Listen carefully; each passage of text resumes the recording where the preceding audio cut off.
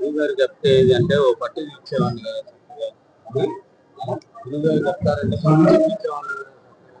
పట్టు పంచే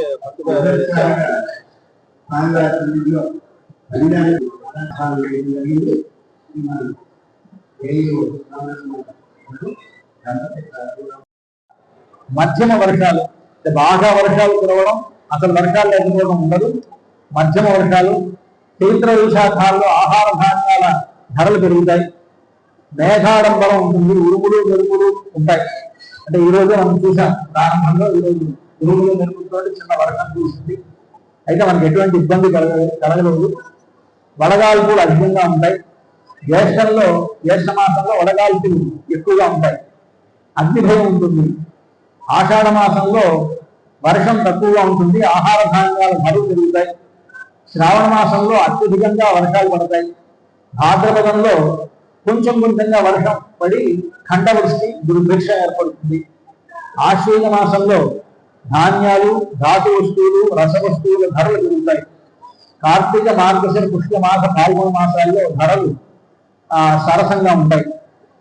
పశ్చిమ దేశాల్లో అంటే పాశ్చాత్య దేశాల్లో ఆహార ధాన్యాల ధర సరసంగా ఉంటాయి. 5, అవమానం 4.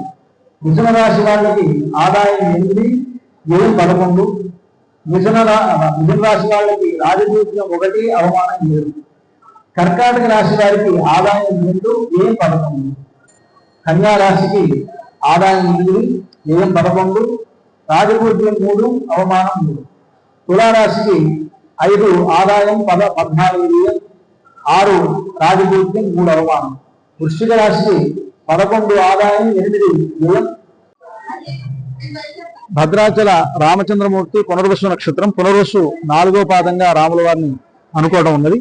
కనుక ఈ పునర్వసు నక్షత్రం 4వ పాదం కర్కాటక రాశిలోకి వెళుతుంది. కనుక కర్కాటక రాశి వారికి ఈ సంవత్సరం ఆదాయం 2, వ్యయం 11.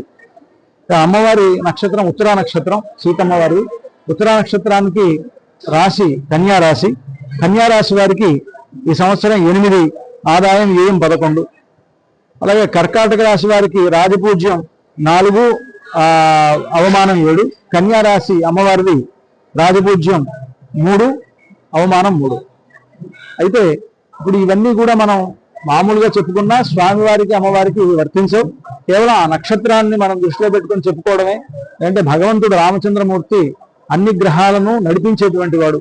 అటువంటి రామచంద్రమూర్తికి ఈ ఆదాయ వ్యయాలు ఇవన్నీ కేవలం ఇది లాంఛనప్రాయంగా చెప్పుకోవడమే తప్ప రాముడు జగత్పాలకుడు, జగత్ చక్రవర్తి. ఆయన వల్లనే ఈ నక్షత్రాలు, కాలం అంతా కూడా నడుస్తుంది. కాలస్వరూపుడైనటువంటి రామచంద్రమూర్తి మనకు సకల శుభాలను ప్రసాదించాలని కోరుకుంటూ జై శ్రీరామ్.